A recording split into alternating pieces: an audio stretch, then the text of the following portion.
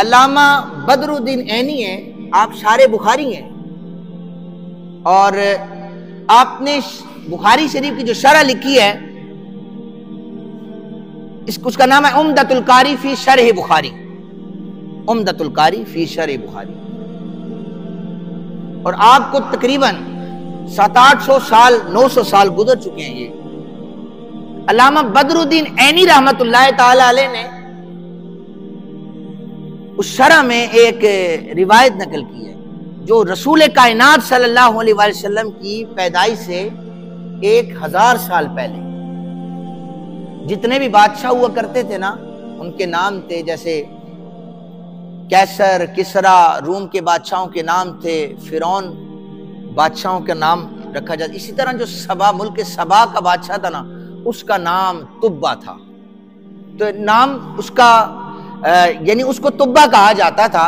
تو ان میں کچھ ایسے تھے جو وقت کے انبیاء کے خلاف تھے، لیکن ایک ایسا بادشاہ گزرا جسے تبا اول کہا جاتا تھا۔ یہ یمن سے نکلا تھا، تو اس کے ارد گرد سپاہیوں کے علاوہ 400 علماء کی ایک بڑی فوج ہوا کرتی تھی۔ 400 علماء جو تورات، زبور اور انجیل کے علماء ہوا کرتے تھے۔ تو یہ وہاں پر سیر کرتا کرتا نا، جب اس کے علماء مدینہ پاک سے گزرنے لگے نا، مدینہ پاک سے، تو وہاں پر وہ رکے۔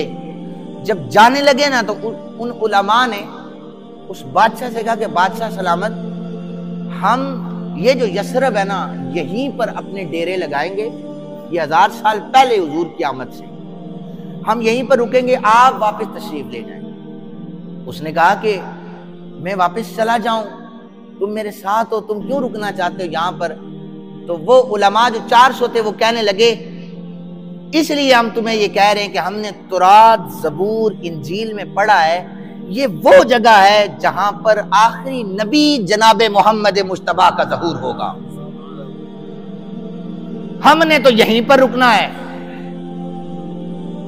تبا جو تھا اسے حضور سے محبت تھی، وہ آپ کو آگے بتاتا ہوں۔ اس نے کہا تو پھر جس کی پیشن گوئیاں تورات، زبور اور انجیل میں ہم نے پڑھی ہیں، تو میں یمن میں اپنی بادشاہت کو کیا کروں گا، لہذا میں بھی تمہارے ساتھ یہیں پر رکوں گا۔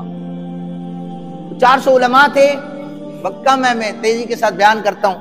اس نے 400 علماء کے لیے 400 گھر بنائے، 400 گھر بنائے۔ وہ کتنا پیارا منظر ہوگا نا کہ جب علماء اپنے ہاتھوں سے دیواریں بلند کر رہے ہوں گے اور ہر ایک یہ کہہ رہا ہوگا کہ گھر اس لیے بنایا جا رہا ہے کہ احمد مصطفیٰ کا استقبال کیا جائے گا۔ تو 400 گھر تبا نے بنائے۔ اس نے اپنا ایک گھر بنایا جو 2 منزلہ تھا، اپنا گھر اس کا 2 منزلہ تھا، وہ خود بھی ساتھ تھا۔ اور اس تبا نے، توجہ میری طرف کیا کریں آپ، اس تبا نے گھر بنانے کے بعد وہ جو علماء تھے ان میں سے کسی نے شادی نہیں کی، وہ صرف اس کے ساتھ رہا کرتے تھے اور اسے تورات، زبور میں جو چیزیں ہوتی وہ بتاتے تھے۔ اس نے 400 لونڈیاں خریدی۔ لونڈیاں خریدنے کے بعد اس نے سب کو آزاد کر کے نا ان سے نکاح کر دیے۔ اس نے کہا یہ کوئی عام بات ہے، تم احمد مصطفیٰ صلی اللہ علیہ وآلہ وسلم کا انتظار کر رہے ہو، اکیلے کرو گے، شادیاں کرو، اولادیں پیدا کرو۔ جب رسول کائنات صلی اللہ علیہ وآلہ وسلم تشریف لائیں تو ایک جمع غفیر میرے آقا کریم کا استقبال کرے گا۔ کہتے ہیں کہ ابھی یہ تو نہیں پتا تھا کب آئیں گے۔ تو بہرحال انہوں نے شادیاں کی اور پھر زمانہ گزرتا رہا، تبا کے انتقال کا وقت آ گیا۔ اس نے خط لکھا، خط میں اس نے ایک شعر، بہت سے اشعار لکھے، اس نے خط یہ لکھا، اس میں شعر تھا شہدت علی احمد انہ رسول من اللہ بارئ النسامی، میں گواہی دیتا ہوں کہ جو نبی احمد مختار تشریف لائیں گے وہ اللہ کے سچے رسول ہیں۔ 1000 سال پہلے اسلام قبول ہو رہا ہے، 1000 سال پہلے، اور احمد مصطفیٰ کی تیاریاں ہو رہی ہیں۔ 400 گھر تھا۔ تبا نے خط ایک بڑے عالم کو دیا کہ یہ خط آپ نسل در نسل اپنی جو اولادوں کو وصیت کرتے جائیں کہ میرا خط پہنچا دیں۔ پھر وقت گزرتا گیا، 1000 سال گزر گیا۔ نبی پاک صلی اللہ علیہ وسلم مدینہ پاک میں آ رہے تھے نا، تو صحابہ کرام پاس چلے گئے تو عرض کرنے لگے آقا آپ کس کے گھر میں مدینہ پاک رہیں گے؟ تو حضور نے فرمایا جہاں پر میری اونٹنی بیٹھ گئی نا مدینہ پاک میں اسی گھر میں رہوں گا۔ علم مصطفیٰ پر اعتراض کرتے ہیں تو حضور کی اونٹنی کو بھی پتا ہے کہاں پر بیٹھنا ہے، مصطفیٰ کی ذات کہاں پر ہے، حضور کی اونٹنی کو پتا ہے بیٹھنا کہاں پہ ہے۔ اور بلکہ آپ کو یہ بھی بتاؤں کہ جب حضرت ابو ایوب انصاری رضی اللہ تعالیٰ عنہ کے گھر مبارک میں اونٹنی بیٹھی نا تو قریب ایک صحابی کھڑے تھے، اونٹنی کو ٹھوکر مارے تھے، اٹھو میرے گھر کے آگے جا کے بیٹھو۔